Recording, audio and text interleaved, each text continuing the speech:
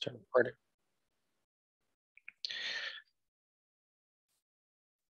First thing is ARM support.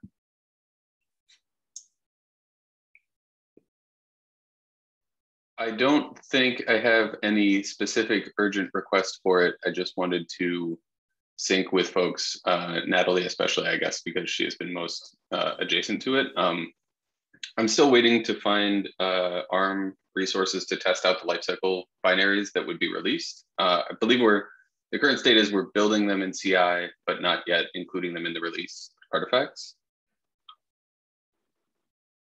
Natalie's signing images in the release PR that I think includes also the ARM binaries in there, but they wouldn't be included in the release artifacts. They would only be included in the release image. I'm not sure if that's true, but either way, I wanted to give a status update. ARM is still on track as soon as we can find resources to test it out manually. My main question for this group is how do we get resources to test them in CI? I wouldn't want to release ARM binaries and only rely on my own manual testing for them because I'm not going to do that. I don't know if anyone has experience trying to get this through.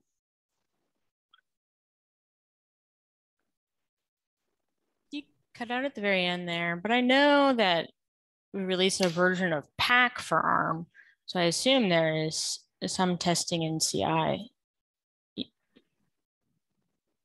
Let me look into this. So the latest that I heard, I know Javier had done some investigation about getting the CNCF to pay for some resources.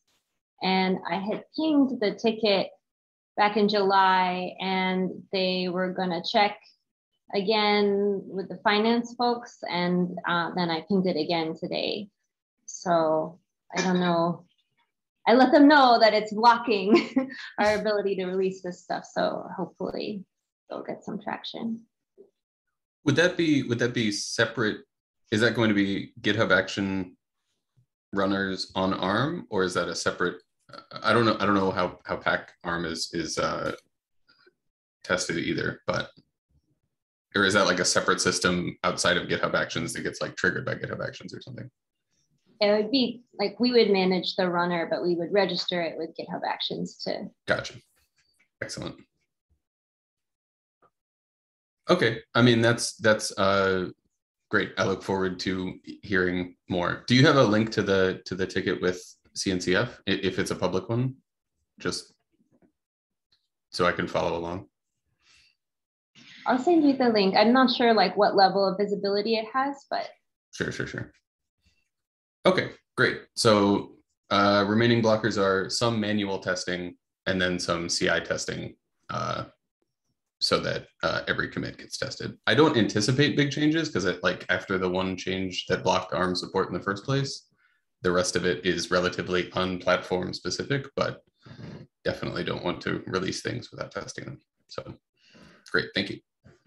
I imagine there could be some places where we're making assumptions about the default architecture. That seems like the risk to me. Like not that we're not compiling the lifecycle correctly to run on ARM, but that it's then making x86 images. Yeah, it'd be helpful to have some tests in place just to detect like assumptions that are being made deep in the bowels of the code about what platform to pull or whatever. So yeah, thanks. I guess the next one is also me. I filed a feature request on, I think the spec is the right place to do it. I don't know whether, how you want me to file this request, but the OCI added annotations to the spec to specify base image information, similar to, but different from how Buildpacks specifies base image information.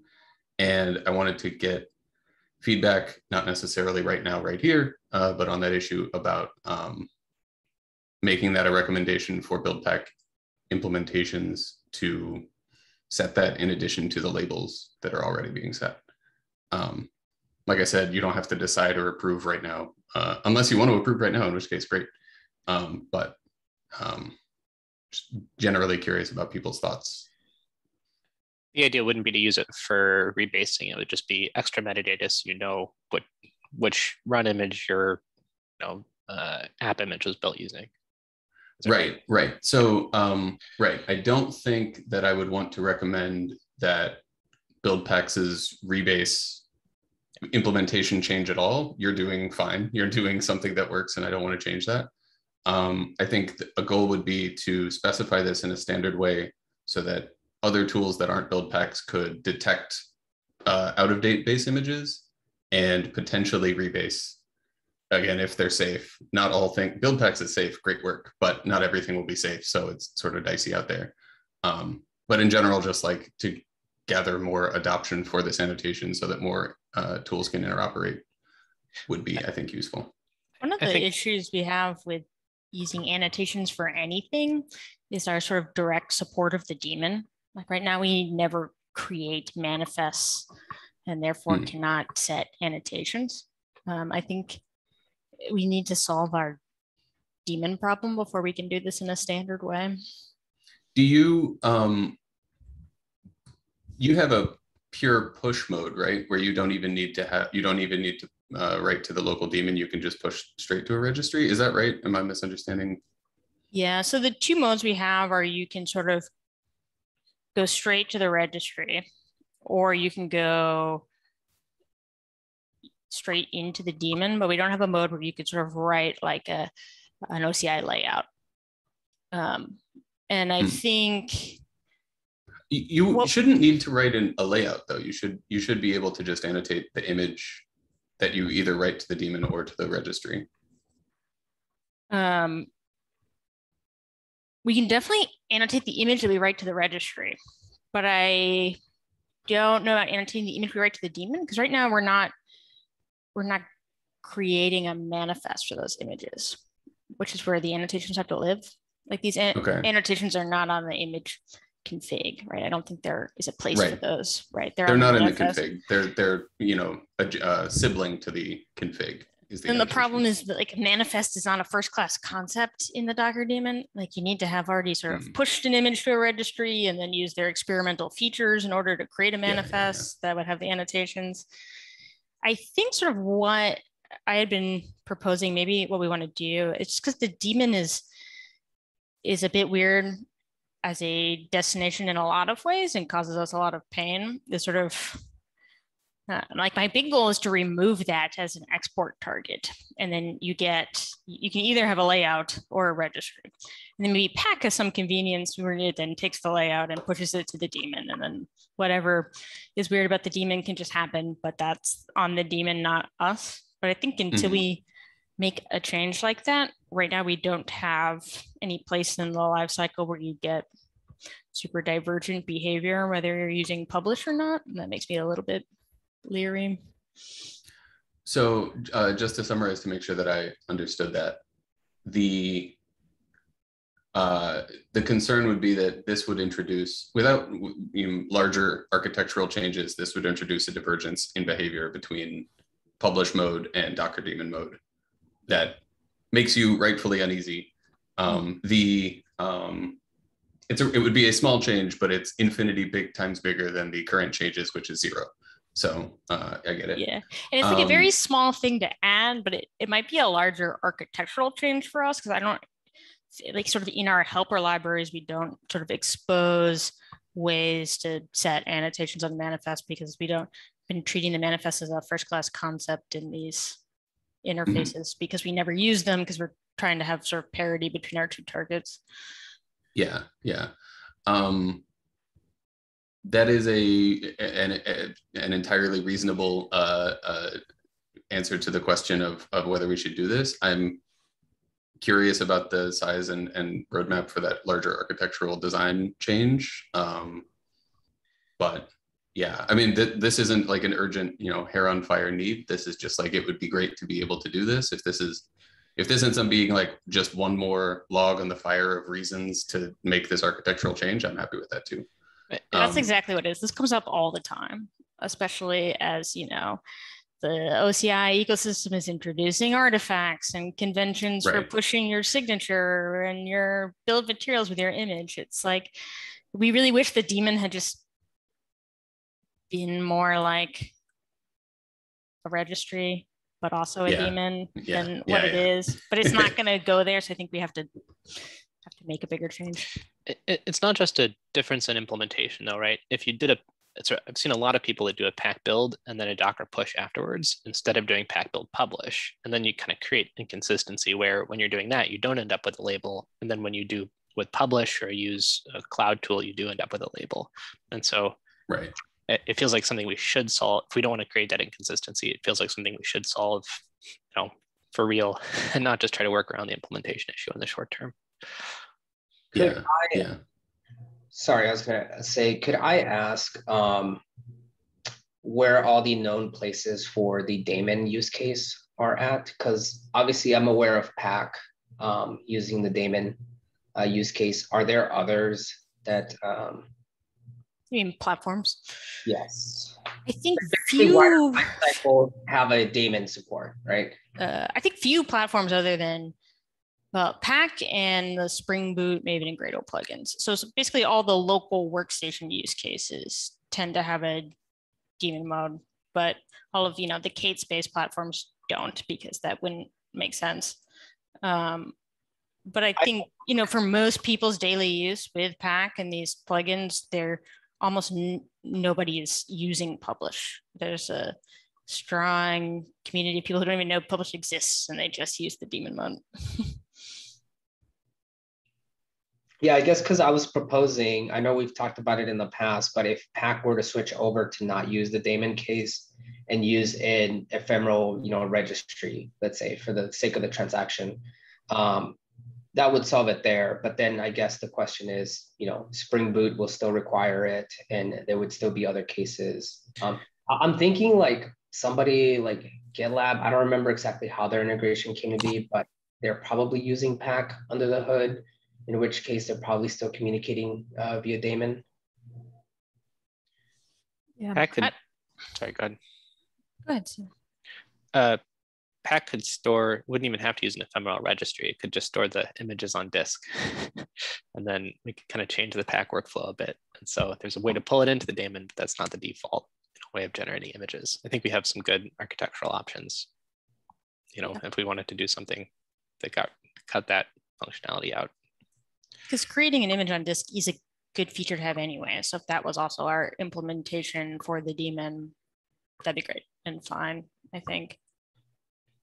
I think in addition to, so like when you create the image on disk, you need a way to load it into the daemon. I think we also need a way to basically I think Pack just needs to handle some of these crane features like pushing from disk to the registry. Because I think if we don't do that, then people will load it into the daemon and then push it, and then you'll still run into the situation where you don't have your annotations. The loading into the daemon should be explicit though. Like the user should have to say, okay, I did the build, now I load. Right, exactly. Because then otherwise, it's not really different. Yeah. So again, we could solve it or work around it for Pack, but talking about the Spring Boot case, how would they go about solving it for them? I think it'd be basically the same, right? In many ways, they're just a Java implementation of Pack. So ultimately, the proposal being that Lifecycle removes the daemon support and platforms figure out how to continue to provide their solution. Any platform that wants to continue to provide daemon support, we need some sort of option there, yeah.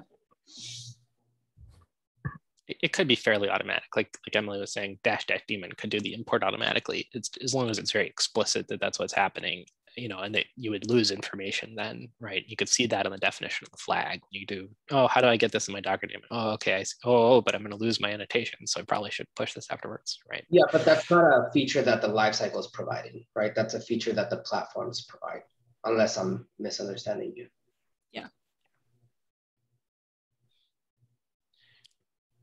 So it sounds like that my feature request has both ballooned in size and ballooned in my excitement for it, because I'm really excited about Buildpacks and Pack not requiring the daemon anyway. But it doesn't sound like there's any sort of fundamental opposition to the feature. It just would require sort of a larger architectural, change to enable it. Yeah. Hey, I'm totally fine with that. When you all are done with that architectural change, I'll come back and I'll put some annotations in there, and we'll all be happy. I do want to clarify one thing. You said Pack wouldn't require the daemon. Pack would still require the daemon because it needs to run containers to build, but it wouldn't support the daemon as an export destination. Right, absolutely right. Thank you for clarifying that. It support container D directly more easily now, right? We can support a local container runtime that's doesn't have Docker's interestingness. I also wanted to clarify on earlier you said about the annotations. Other tools could read them and determine if the image is out of date and all that. One use case that I mentioned before that it's important for us to keep that top layer digest so that we don't need the previous base image. The really specific use case there that I've seen is Artifactory, especially, tends to be configured not to preserve previous manifests. So as soon as somebody pushes a new run image, to the same repository, if they didn't label their previous run image, right? If these things are, just security patches, sets of packages, you might not be tagging every single time you push, right? Or you might be re-tagging something over and over again. You lose the previous one. And so a lot of times I've seen workflows where the previous run image isn't available in the registry, just the new one is. And then you'd have this reference and you wouldn't be able to find other, you could still tell that, yes, it doesn't match the latest one. That's still useful. But if you're imagining tools that would automatically rebase using this instead of using the build pack tooling, I think you'd run into some issues there. Yeah, absolutely. Like I said, I don't intend to propose changing how rebase works for you all where it works completely fine. I don't want to break something or fix something that's not broken. Anyway, this also came up some in the discussion of the base image annotations in the first place. And I think the use case is entirely reasonable obviously reasonable to support. If this becomes a more serious issue, I think it would make sense to add yet a third annotation, which is basically the top layer digest, like you all use. And then I just didn't want to include, it already took 6 months to get these 2 annotations in. And so at that rate, it would be, sometime next decade to get a third one. But now that we have the first 2, I think it would be easier to motivate the third one with a specific use case of, expiring digest. So I think we need a 4th one too. Like right now, our rebase doesn't handle history. We need to know where the seam in the history is. Yeah. I think this is absolutely an area that we all want to do better at. And I think the trick is going to be bite-sizing it so that it only takes 6 months to make progress. But absolutely a top layer or a top history or whatever we all end up deciding to call it or have it be specified as, I think I would either do this proposal with your help or help someone who is interested in pushing this through OCI. I know things I would do differently now to maybe shave a month off, but I think the idea is still something we all agree on, which is these should be standardized things. Tooling that is not pack rebase and in the Buildpacks ecosystem should be able to consume this information and perform rebases successfully. Also, so that more stuff that wasn't built by Buildpacks could be rebased using systems that Buildpacks uses to rebase. Anyway. Just to be clear, I wasn't pushing back at all on the idea. I just wanted to give you that use case because it was a pretty specific thing we ran into. Yeah. No, it's an absolutely valid. I mean, it absolutely is a thing that is a deficiency in the current annotations. And I thought about adding it as a third one, but then it was already 3 months into the process and I didn't want to reset the clock. So we can add it in the next one once we have regained the ability to push things through the spec. I think we'd be happy to help there because we'd like to get more involved with that community. We can probably wait until we implement these annotations. Like we'll do our good faith, like we're going to do the spec, but also we have problems where we can't actually use it. Maybe you can. That would absolutely help speed the process along. Some part of the delay was, what are you using this for in production already? And it's there was some delay because no one's using it because it's not specified, and it's not specified because no one's using it. Chickens and eggs type problem. I think you all are in a very unique position because you are doing it in production right now, and you're just sort of, you would just be proposing moving where that data is. So your operational production experience is absolutely going to help that be quicker. But I think you're absolutely right, Emily, that using the annotations that are there today and then having the production experience of there's a gap here, there's a deficiency, this would solve the deficiency, that would make it much faster and easier to get through. But yeah, I'll come back when all of the annotation stuff is settled, and then we can go from there. Yeah, you don't want to help us with the big re-architecture? You know, you're welcome to. I would love to help. I would love to be able to help. But yeah, it's very exciting though that you are sort of, that you have your eyes on not having Docker daemon storage as the default, or as any kind of default would be great.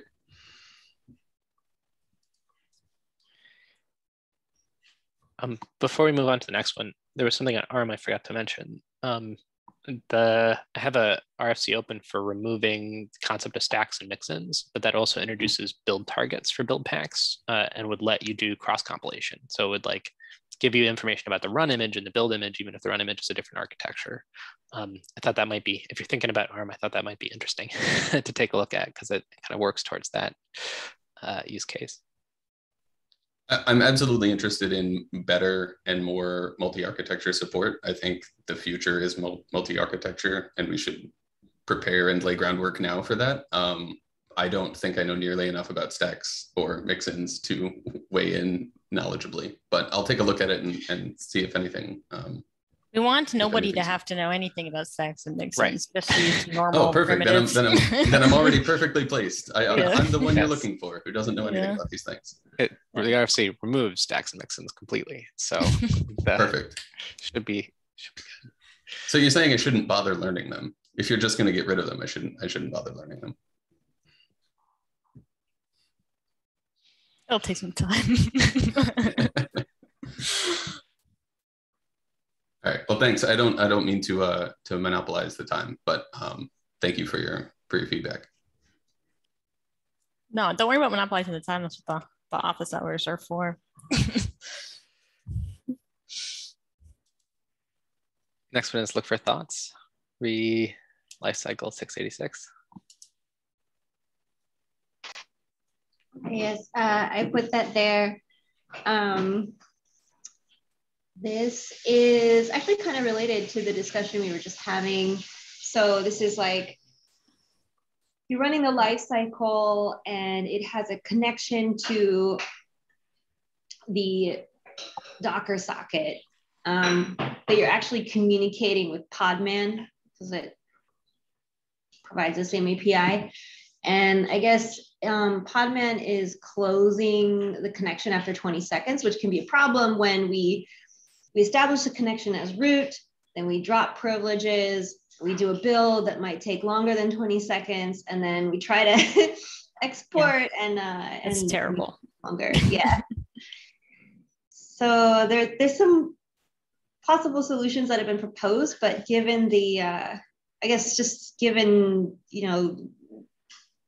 how serious we're taking the, elevated permissions and that kind of stuff, I thought I'd surface it to a larger group. Are we just passing the Docker socket over so we can export into the daemon at the end? So then I propose we don't fix this. Yeah, we read from the daemon too. Like we get previous image metadata from there, and if you're using a cache, and we don't support daemon cache images, we get previous stuff and run image stuff from there as well. But yeah, let's just kill the daemon. Yeah, I think everything ugly is because of the daemon.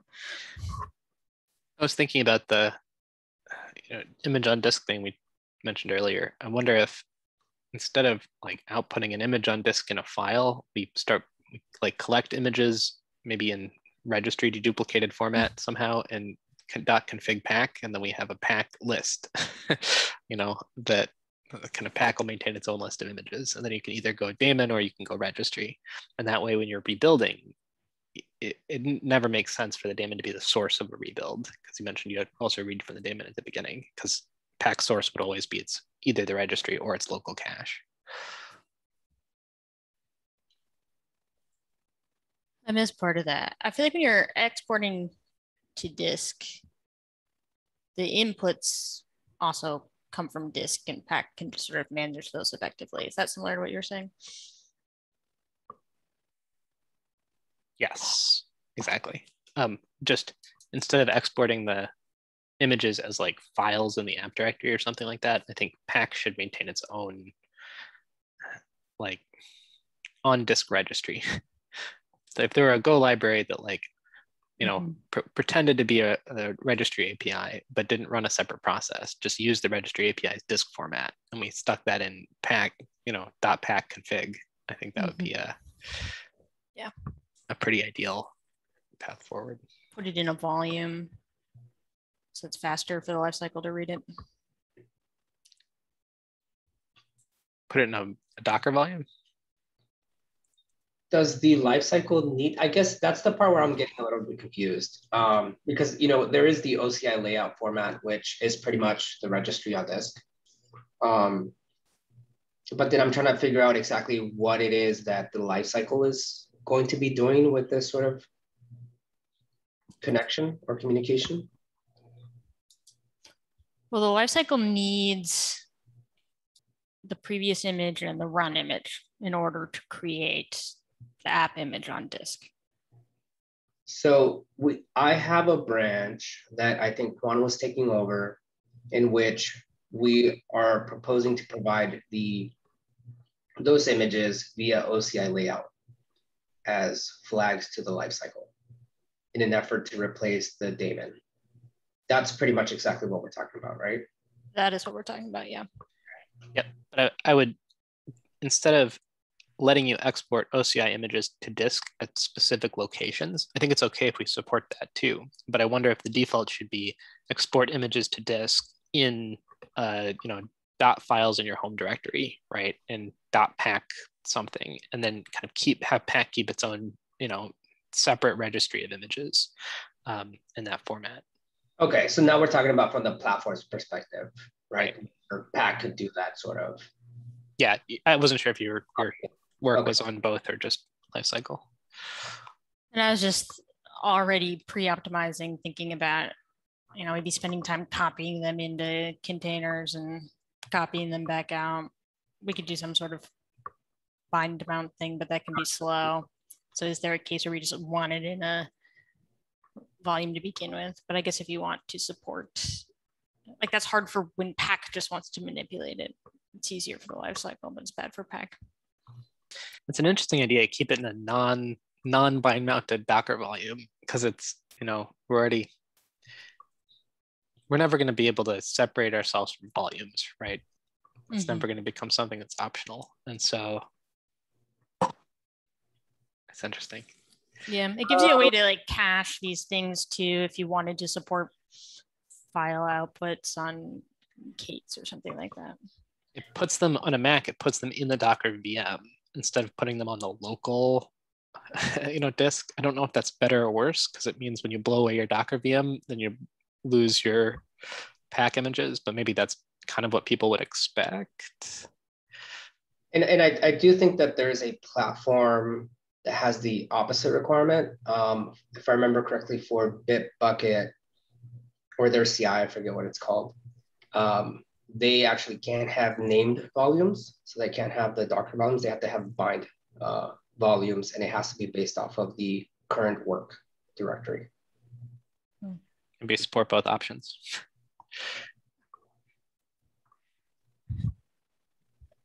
We'll figure out something good, but let's do the whole thing. Let's just get those stickers. Yeah. I'm not joking, by the way. I will get those stickers. I'm very excited. I'm gonna hold you to that. You do the hard work. I'll get the stickers. Deal.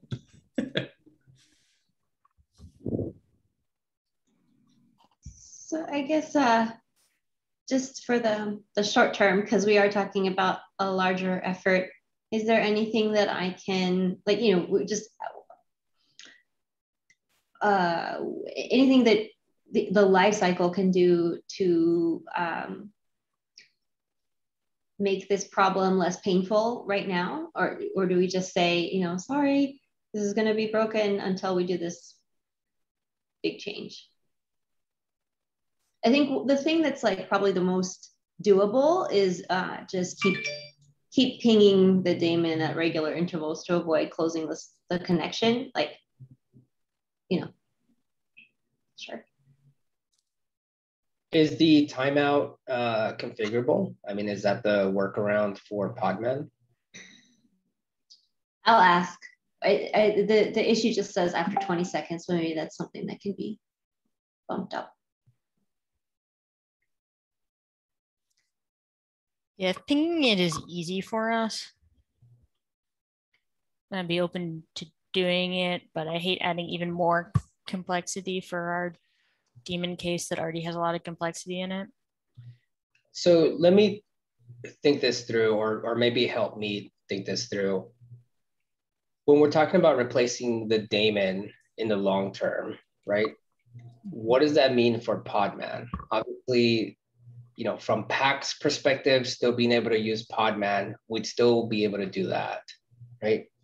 And in this case, we're talking about the trusted scenario or the untrusted scenario.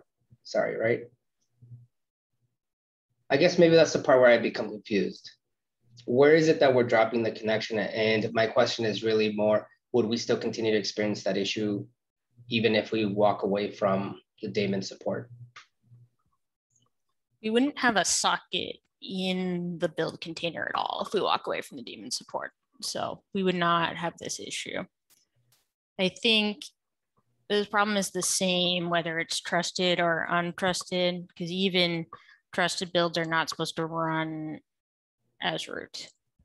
And the only reason we sort of support running as root is specifically for some of these weird daemon things. So what they do is it does everything it needs to as root and then drops privileges.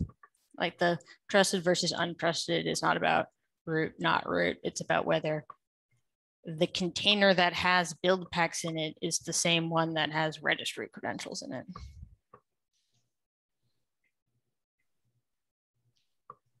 Okay, that makes sense. So that should clear it completely.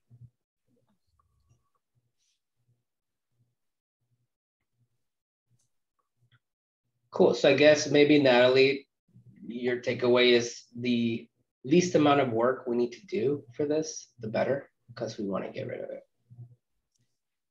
We could encourage these folks to contribute a ping to keep alive as well. Like I feel like we would accept that even if we. There is a PR that's open, so yeah, we can work on that.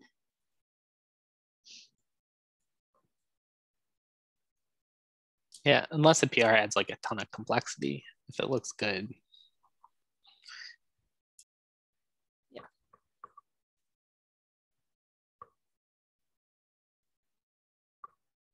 Great. That was what I needed. Thank you.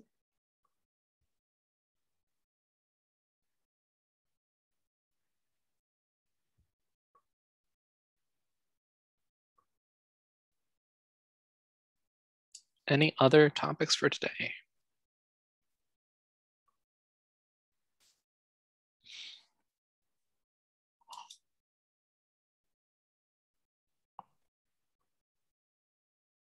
there anything from this morning that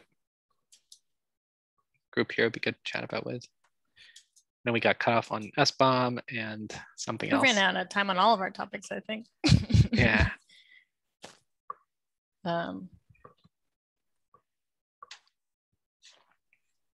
I guess, Sam, are you around? Yes. I see you posted something about SBOM, or you had a couple questions about SBOM in the spec channel after the working group meeting this morning. Is any of that worth going through? I put a thing there mentioning like maybe we could, or at least what I kind of thought was strip SPDX out until we can figure out how to merge it and just do cyclone. that's what I still don't know. So we don't have, we haven't decided yet on how to store these things, right? If we are, if the community as a whole ends up sort of going along with the SIG store cosine way of storing SBOMs, we don't really have a problem with SPDX. Like as it is right now, it's actually the perfect use case for us because we, I think, are the only container building tool that can actually generate SBOMs that are layer specific, which makes sense. The other ones may or may not make sense, which are just random operations. So it, in that sense, it makes like it, I think it's fine to support SPDX, given that other cloud native tools seem to be supporting it. Like, and there's so much development going on the SPDX front. So this, it's I don't want us to skip out on all of the like integrations with other components in CNCF because we chose not to support SPDX right now, especially since that security tag working group is creating their whole architecture document right now in how all of these pieces connect together. And I think Sigstore, SPDX, Buildpacks, I think it would be nice if all of these things connected together for them. Does it really connect together if we can't come up with an SBOM that describes the image in the end? If what we come up with is an OCI image that has 12 SBOMs, separate SBOMs in it, and yes, technically cosine supports that as an output, but I don't know if there are scanning tools that can make sense of them all together just because we couldn't turn them into one thing, right? Like, I 100% agree with everything you said, the motivation and all of that. I just wonder if it actually gets us where we think it should be, to a point where we'd want to implement it at the same time, right? I think at the end of the day, like whatever scanning tool there is it just takes in a BOM file, right? It doesn't take in, like, I'm talking about things that take in a BOM file and then scan for vulnerabilities. They're not taking in containers. They've already done that step beforehand. They're just taking in these BOM files and seeing which of the packages are vulnerable or whatever and reporting back the results. A lot of the times these two things are coupled where they do the scanning and generating the BOM like as a single step. And I think we won't be compatible with those tools anyway. Like at least our BOMs won't be. They can still use our containers and scan and generate their own stuff. But whatever tools we are aiming at are just taking a BOM document as an input and returning back like vulnerabilities. If you give them one BOM document or if you give them N, I don't think it matters. They'll just say this particular component is vulnerable. And then it's up to whoever is using this in a CI/CD pipeline to say that, hey, I gave it this SBOM. It said that this component was vulnerable. What are my remediation steps? I mean, so like gripe as an example, like you can generate a SBOM using SIFT, and then you can scan the SBOM using gripe, right? Yep. But then, is gripe gonna do something reasonable, or is it easy to run gripe 10 times on each of the layer SBOMs and then make sense of that output? I'm not saying that it's not easy. I want to make sure that if there is a workflow with SPDX that's reasonable. And then the other problems on the other end is that if Buildpacks all output Cyclone, because you can end up with one Cyclone DX, SBOM that's scannable with a single gripe command at the end, it's not going to matter if we implement SPDX, because there's not going to be SPDX data, right? Or there's going to be a mixture of the two kinds of data, and it's not going to be able to make sense of it anyways. I mean, it really depends on what kind of scanners people are using, right? Or what their existing pipelines or use cases are. That's probably the only like thing we should consider. Like we can generate whatever, like as Buildpack authors, I think we should leave it to the Buildpack authors to decide which BOM format they want to generate it Okay. in. That's all I'm saying. Like, if we get opinionated about it, I think we'll be excluding people who have Cyclone DX integrations in their organizations. That's all I'm saying. That makes sense. If we, let's say we support both formats off the bat, we support Cyclone with a merged one, and we support SPDX without merging in cosine format. Is that going to be a problem for? I know we talked about outputting a single file in the daemon case. Is that going to be how are we going to handle that in the SPDX case? Why do we have to output a single file? We said if you're doing a pack build against the daemon, we're not going to generate an OCI image in cosine format and upload it to the registry, right? Yeah. We probably don't want to create another image in the daemon that's going to be missing annotation metadata that wouldn't be in cosine's format when you push it. How are we going to take all the SPDX bits and do something reasonable with them or useful with them in the daemon case? I mean, the problem is the same whether it's one file or n files, right? Even if it's a single file, where would we put that? Well, Pack would copy it out. I think it's about sort of the interface, right? So sure, that's a compromise solution here. I've always wondered if it would make sense to have Buildpacks be able to have random reports and outputs that get copied back to the user. So like a platform like Pack would copy out of the container at the end of a build would sort of be an archive of stuff. And in that stuff, we could have specific stuff like report toml that has a schema that you can build an integration against. We could have a merged Cyclone DX BOM that people can build integrations against. But if Buildpacks wanted to, like Buildpacks could have their own directories for whatever it is they want to copy out, whether it's test reports or additional BOM data and SPDX, and then, folks could build integrations around their Buildpacks if they wanted to. Rather than, because otherwise you're going to need a schema for exporting BOMs for each layer. And I wonder if is that the direction we want to go, like as the interface we're exposing? So I was thinking right now, all of this is under that layers config SBOM folder. And it's all structured in a way that each SBOM is tied to a build pack. And if it's a layer specific SBOM, it's tied to a build pack plus a layer. So I was thinking you could just take that whole SBOM folder, tar it up and produce that as an output, or you can just copy the entire folder out, which can then be uploaded to the registry using the cosine SBOM upload. Like it just takes in JSON files on disk to upload. And I think the sort of, I can think of one other integration where this would help. So there's this thing called intoto or whatever, which is also supposed to have integrations in this like whole cosine supply chain security thing, where each input leaves behind certain outputs, which can then be recorded against a transparency log and like recorded and put somewhere in a metadata store, or whether it's a registry or something else.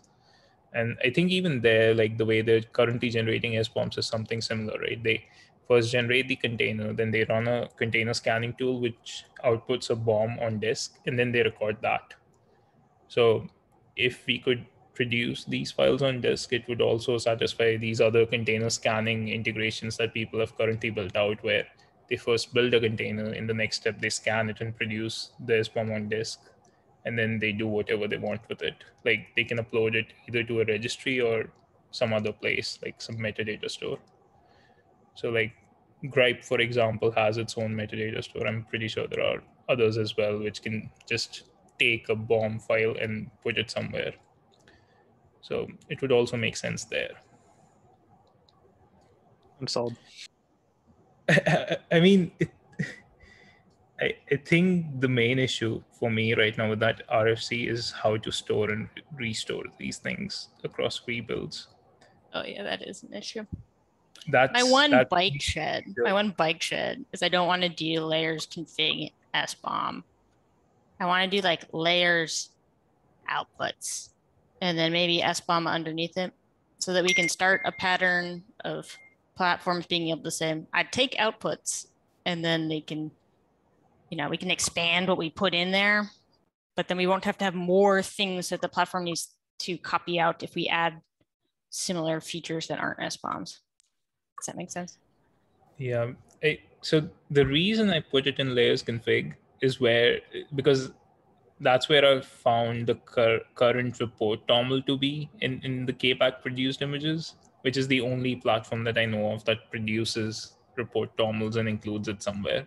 Isn't it right now just in /layers? There's no, I guess it's in layer. Okay, layers It's config. in layers config report toml. Yeah. So right now we have that one file that like you're supposed to copy out that file. Instead of saying, okay, we have one file and one directory and you need to copy out both. And then later we'll add the third thing. I think we should have just an outputs. Yeah. That is the thing that gets copied out. And that can have whatever structure we want underneath it, but at least it's a simple interface. That's like, that's the thing the platform takes out. What else do we put on the layers config? Because the other thing is in the KPAC produced images, it's currently in the image. So like it doesn't get copied out. It's in your final application image. The other thing we put in there is metadata toml, which actually has the BOM in it. Funny enough, because it's like a weird file that we use for a bunch of purposes. The reason it needs to be in the image is it contains all the process types for the launcher to use. Like that whole system could probably use some refactoring. Like we should be moving those process types somewhere else, like CMB process types, launcher, toml, something, rather than coupling it with the BOM and a bunch of other stuff that's happening. But that is why it's in the image.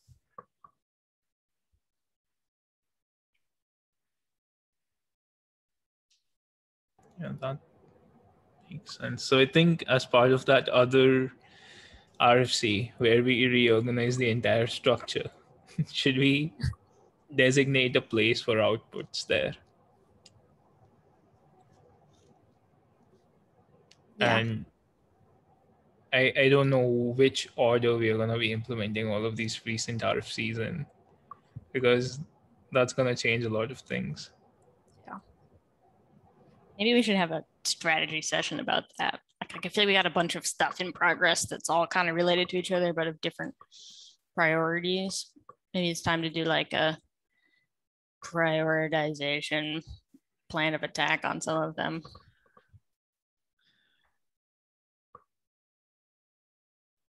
Makes sense. Should we schedule some separate time for this rather than a normal? Yeah. Yeah, I think we'd want Terrence and Joe as well for that conversation. Yeah, I'm definitely interested too. You mentioned a second ago how we're going to restore the SBOM from when you're doing rebuilds. Maybe this was answered, but can we just store it in the can we put layers config in the final image and then make a layer out of that and then pull that layer and then that's how we restore it? Or I think it's okay if we end up with the SBOM in the image if the reason is that we need to source parts of that SBOM, in order to build the next image. That's one option. Some people were concerned about shipping the SBOM with the output images. I don't see a better choice. Yeah, I mean, I'm personally against it, but I don't have enough, data to back that up. Couldn't we do the cosine solution, or a co-located image? But then you have to have that co-located image in order to be able to have your previous. If the co-located image isn't there, then your next build is slower because you have to rebuild all the layers from scratch because you can't pull their SBOM information, or we need to implement some complicated logic that looks for missing SBOM pieces that knows that the layers have to be rebuilt in order to rebuild their SBOM. Is it just a security concern you're worried about? You could punt on restoring the SBOM for now. We currently don't restore the SBOM, right? We make Buildpacks regenerate it, even if they don't regenerate the layer. Oh. Yeah. Yeah. It's kind of weird. And Sam wrote a great RC to fix that. But we could fix that after we fix this. Like it's not we wouldn't be introducing a new problem. We would just be not fixing an existing problem, depending on what order we do them in. But the way to solve that problem currently is to store it in like store toml or like somewhere else where you can just copy it out. So you'd be ending up with the same solution anyway, where you're putting all of this in some. What we do right. What's the concern with storing the SBOM in the image itself for rebuilds? Is it a security thing? It wasn't a concern from my side. I think the last time I brought it up, people were opposed to putting the build bomb on there. And I think it was mainly around like, I don't know what's better, like more transparency to help people find vulnerable like components, or put this transparency out in the world so that others can exploit it. So I have no concerns. I think we should just stick it in there. Right. Was it a security thing?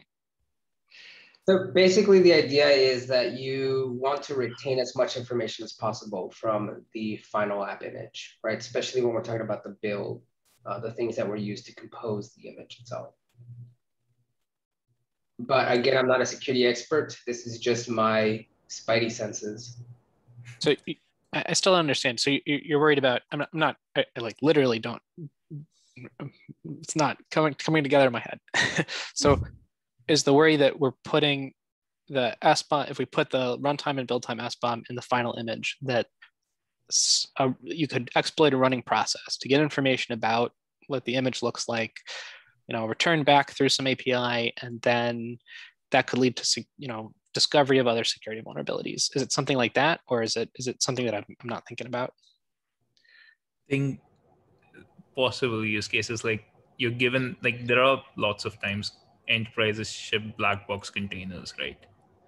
It depends whether they want to strip that information out or leave it in there, or now that Buildpacks are putting it all in there, they'll have to have a separate process to strip it out. Got it. So your SBOM could contain non-open source things. Sorry. I mean, I can imagine that as one of the possible use cases. The other thing that the NTIA notes, which is like, if you're putting licensing information in your SBOM, would that attract patent trolls? And then they explicitly state, no, it won't, because you were already in violation anyway. At least this would make it transparent. That's funny. I guess I'm not worried about the case where people are, from a security standpoint, if someone is shipping the container, like, and the potential hacker already has access to the container, I don't think that putting the build bomb is going to change something, because they can already figure out what software is in there if they want to. I do think if you're like running that container in a SaaS service where people don't have access to the exact container, whether or not the bomb is in the image changes what data you can learn if you manage to exploit the process that's running on the image. Here's a case. You're a COTS vendor, right? You're producing images and then handing them to other people, right? And you're using Buildpacks to build your images, and you build the images using like a whole bunch of internal language modules, right? With a private, say it's a Node.js app, and you have a whole bunch of private NPM repos. That SBOM will definitely contain the locations of those private NPM repos, but you're not intending to disclose the details of how your big blob of JavaScript that you're shipping in the end is constructed, especially if the local registry locations are private registry, like disclose things about your infrastructure, right? It's true for the runtime bomb as well as the build bomb, right? So I wonder if we introduce a command that strips this information from the images, or an option that strips the information from the images, so that you can ship it. Would just. I think that would break signing, right? So then you can't have signing and stripping. You could strip first and then sign. Strip -- strip -- strip -- sign. There's just like a no bomb option, and then you just don't get a bomb. Yeah. And on the rebuild, we don't restore the bomb because the no bomb option is on, and you don't get a bomb. Well, that feels weird because then you did one build with no bomb, and then you do a build with bomb against a no bomb image. Is it going to fail? Is it going to still not generate a bomb surprisingly and miss security vulnerabilities? Right? You have to be really that worries me. That particular combination of no bomb. Sorry. The most typical workflow I know around these is typically when you're shipping black box containers, more so than security, they're concerned about compliance. Yeah. And what they do is they need a bomb to do an internal license check, and then they strip it out possibly because they don't want to expose internals to their customers or whatever. And that's one use case where I can imagine where you do need a bomb for internal compliance checks, and then you want to strip it out so that you don't expose yourself. So again, this is all hypotheticals. I'm not a security person either. I'm convinced there should be a way to ship an image without a bomb. I just want to make sure that the ability to produce a cloud native build packs with a bomb and then feed it back into the build process doesn't lead to people who think they have images that have a valid bomb on them, but they don't. If that makes sense. We could store the bomb in the cache. And right now, if you clear your cache, you don't get your cache layers back, but you can still reuse launch layers because they're in the registry. But actually, the way we do things, we try not to reuse launch layers too because it confused people once upon a time. If we just stored the bomb in the cache instead, then it would always get restored unless you cleared your cache, and then you have to rebuild everything. Yeah, that's only for pack though, right? It doesn't apply for KPack. Well, if every platform has a cache. They can make their own cache in that theory. So Maybe. Can we go back and could you maybe just for myself, like remind me why we're opposed to the whole code, like the artifacts idea? Like only storing the SBOM in a separate image. Well, just anything that, like anything that correlates to an image, right? Like we built this image and we want to put like, let's say report TOML, or in this case, the SBOM into a co-located image. So I'm worried that it means that on a rebuild, right? If you don't have that separate SBOM image available, right? Which is especially going to be weird locally when you do in the daemon case, right? Where those files may like output in the app directory, or we don't have a way of storing those necessarily. That on a rebuild, if you want a bomb and your previous image was generated using a bomb, but that bomb is no longer available for whatever reason, then it's going to be hard to regenerate. Like you're not going to be able to use that image as a source in order to rebuild against. Maybe that's not terrible. Demons. Yeah. Is the real big problem. Because I think we should do this before we do the daemon stuff. I think this is something we should do and ship. Which I think means maybe in the great order of operations problem, it's like first we solve structured bomb, but we don't restore it. We keep our existing it doesn't get restored problem. Next, we remove the daemon. Then we do something where we can restore the bomb.